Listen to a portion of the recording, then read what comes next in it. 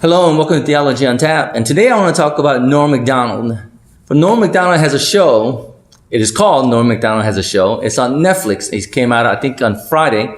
And one thing wonderful and great about Netflix is that you could sit down for a few hours a day, I guess about 5 hours a day or so, and you could watch the whole season, right? All the episodes that's available at one sitting, which is wonderful and great because you could get all of one show and just kind of absorb it, understand it, enjoy it. But the problem is, once you're done with the season, then you're going to have to wait a long, long time until the second season comes along. And what I'm hoping for is that Norm Macdonald Has a Show is such a success that we're able to see him and new episodes all the time. All the time. I think that would be wonderful.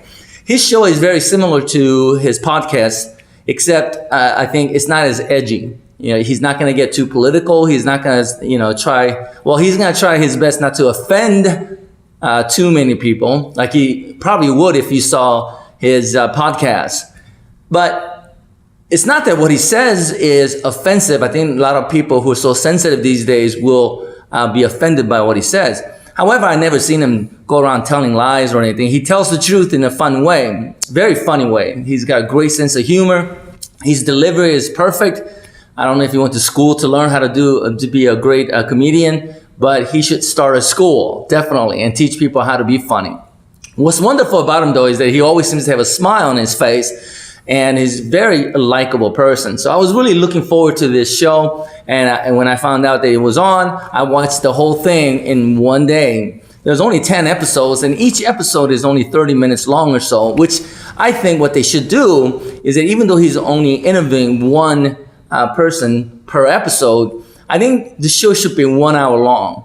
And the reason why I really enjoy Norm Macdonald Has a Show is not only because he's my favorite comedian, but at the same time, when he interviews his guests, it's not, the interviewers, the person being interviewed are not there to promote anything.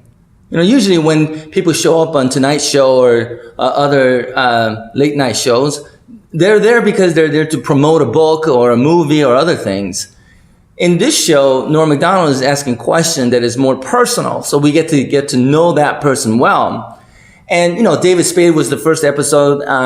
He's funny. He said things that I think I've seen David Spade quite a bit in his podcast, so he was all right. But Drew Barrymore was awesome.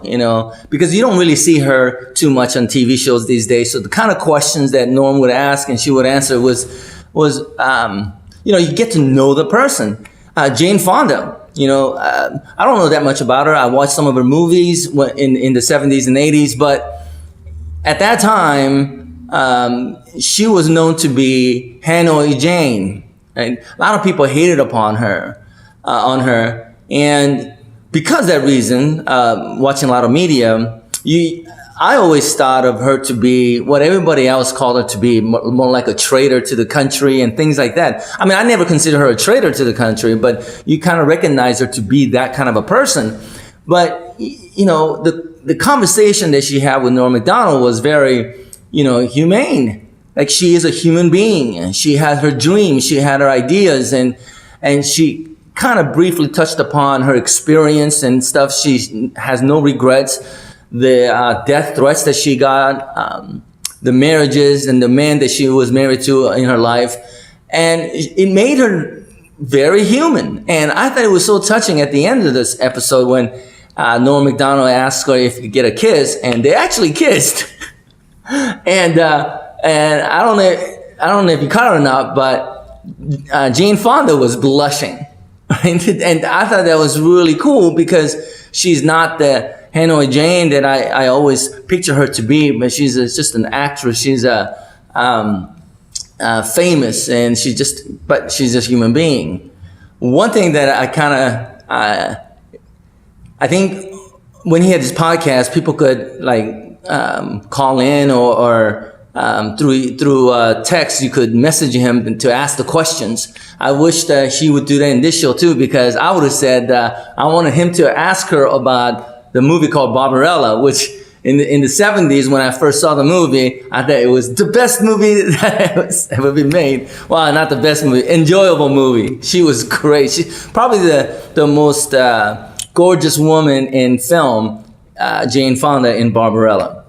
Anyway, then you get to meet M. Night Shyamalan, talking about his past and the movies and why he went off his kind of movie that he was making earlier in his career, and why he made other movies, and it had to do with his children, and that made sense. Now he's coming back to the kind of movies that he enjoys making, and I thought that was really cool too. By far the best was the country singer, Billy Joel Shaver, I believe his name is. I think I'm gonna make a video about that episode. But when it was over, all right, another question that he should have asked, that was it Al Michaels? No, Al Michaels is anyway, the guy who was producing Saturday Night Live. I wish they would have talked a little bit about how they fired Norm Macdonald from the show. I kind of wanted to see how much of hand he had in doing that, but they didn't really touch upon that Saturday Night Live and their relationship. They seem to be good friends anyway. So but yeah, my biggest complaint is that it's only 30 minutes long. I think it should be 1 hour long, because I would love to get to know the people, right? The guests. I would like to know them more. I am thrilled that he kept the telling joke part at the end of the show. Time to tell jokes. You want to read some jokes, and so far the jokes that people are reading is not as edgy as it used to be on the podcast, because they were funny. Kind of cringy because it was so offensive at times, but I'm glad they kept that. The jokes are, still very funny, and the reaction is really good. After the very first episode, my biggest gripe was the ending and how they were singing the song. I thought that was kind of corny, but by the third episode, I was kind of looking forward to it, meaning I enjoy it now. I think the way he ends the show is good, it's different. And more than anything else, I really enjoy the reaction of the guests, right? How they're just like sitting there, dumbfounded, just kind of staring at two people singing and dancing. And I think that's cute. Anyways, I'm kind of sad there's only 10 episodes. I don't know what the plan is. If you know, please leave a comment so that I'll know what their plans are as far as the future episode is concerned. I'm hoping that he will do 10 episodes every, 2 months? Every month. That'd be kind of cool. That'd be awesome. Anyways, go check it out. Please like the Norm Macdonald Has a Show, so that Netflix will continue to invest their time and money into Norm Macdonald. I think that'd be great. Thanks for joining me today. God bless you, and I'll see you next time.